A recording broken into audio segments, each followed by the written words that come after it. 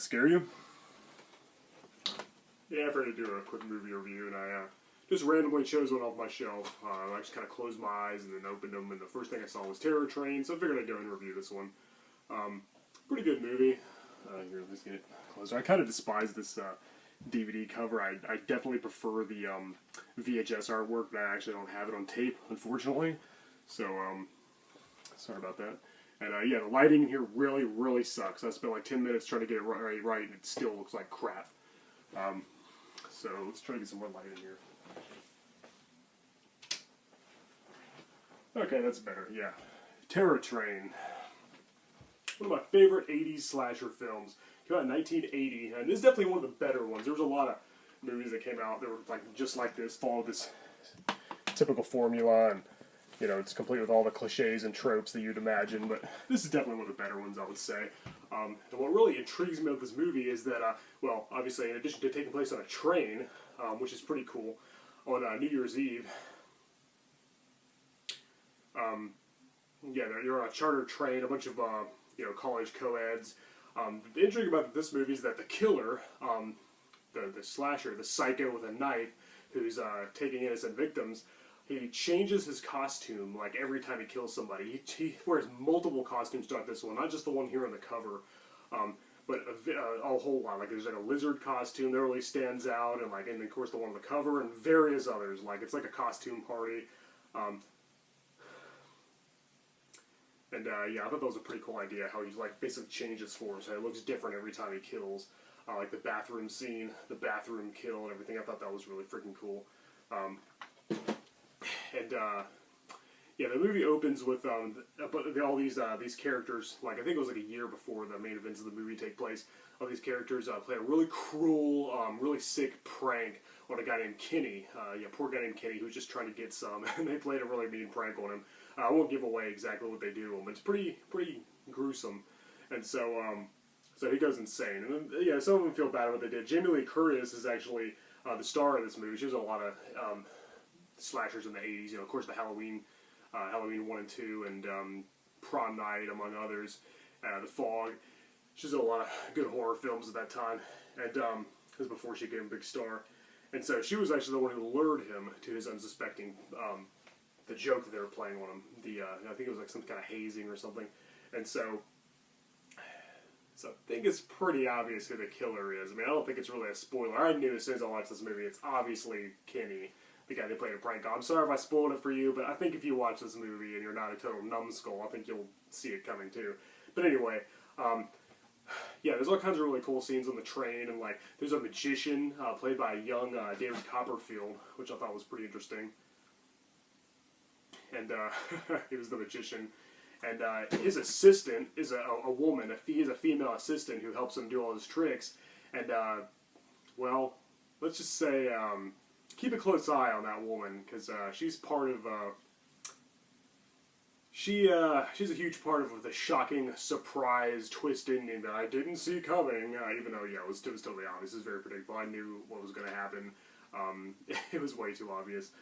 The guy who plays Kenny, the guy who plays the killer, is actually a really good actor. I thought he did a good job in this movie. He's very believable. He hasn't really been in very many other things. I think he's a professional drag queen in real life, too. So, yeah, spoiler alert, it turns out the magician's female assistant is actually him dressed in drag, and he's the one wearing all the costumes going around killing all the people. And it's kind of weird, because he seems like he's in two places at once during a lot of the times. But anyway, yeah, he's after Jamie Lee Curtis. He's after all her friends. You know, he's a brutal killer. He's a former frat pledge with an axe to grind, you know, on all these guests, and the bodies just keep piling up, you know, everybody's, their time is just, their time is numbered, their days are numbered, sorry. Yeah, climb aboard the Terror Train for a frightening combination of blood-curdling horror and intriguing mystery. Oh yeah, yeah, this is definitely, as I said, this is definitely one of the better 80s slashers that follows all the, you know, the typical format and style and all the generic slasher fare, you know, that it fits that same formula, just kind of a by-the-numbers, you know, molded slasher film, which, you know, it's nothing really new. But as I said, the killer was really interesting. I thought his motivations were interesting. I thought the fact that he put on different costumes and masks and looked different every time was interesting. How he masqueraded as the magician's female assistant, and how they kind of made it look like David Copperfield might end up being the killer, too. But And again, if I spoiled this for you, I apologize, but it was obvious. If it's obvious for me, it's probably going to be obvious for you too, especially if you've seen as many horror movie films as I have. You're so used to all the twists and turns and all the, the standard tropes and stuff. Like, you can see it all coming. It's very predictable, very obvious. But yeah, yeah, I love the train setting. I thought that made it really fresh. It wasn't a summer camp or a college dormitory, fraternity or anything like that this time. It was a little different. And yeah, the Night Fielding Psycho was very charismatic, I thought. And the acting was pretty good, surprising, especially from Jamie Lee Curtis. She's always good in everything she's in, usually, especially these, her early work.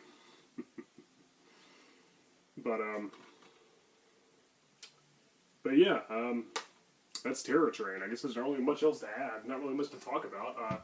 Some great creative kills. Some really creepy, suspenseful moments. I think it's pretty well done. I definitely recommend it. I suggest you see it. I give it about an 8 out of 10. A pretty low 8, maybe almost a 7.5. But yeah, it's definitely one of the better ones. And if you're into 80s slasher films, I think you'll enjoy it.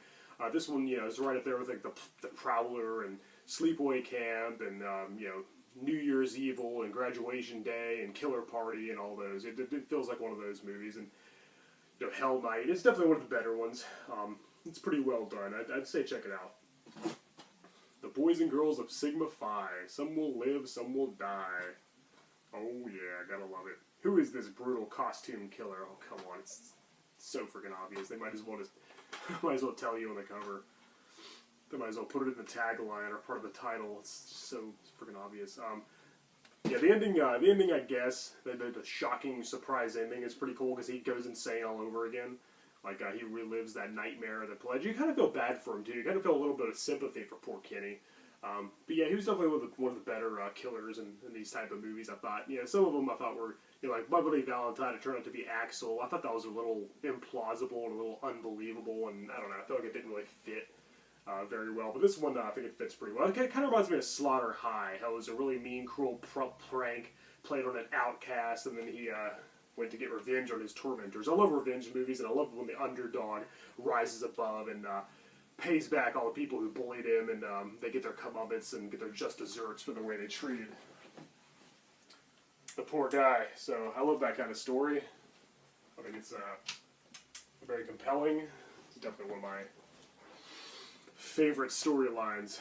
So anyway, yeah, I wasn't very well prepared for this review, and I guess I probably didn't do it very well, honestly. This probably would have been one of my weaker videos, because I just kind of felt like doing a random video, and I was kind of ill-prepared. I literally pulled this off the shelf right before I started the camera, so I didn't rehearse what I was going to say or anything, and I didn't practice it. I didn't, think of it in my head first, or or anything like that. I didn't, script it or play it out, in my mind. So I apologize, but anyway, just go see the movie. You'll see what I mean.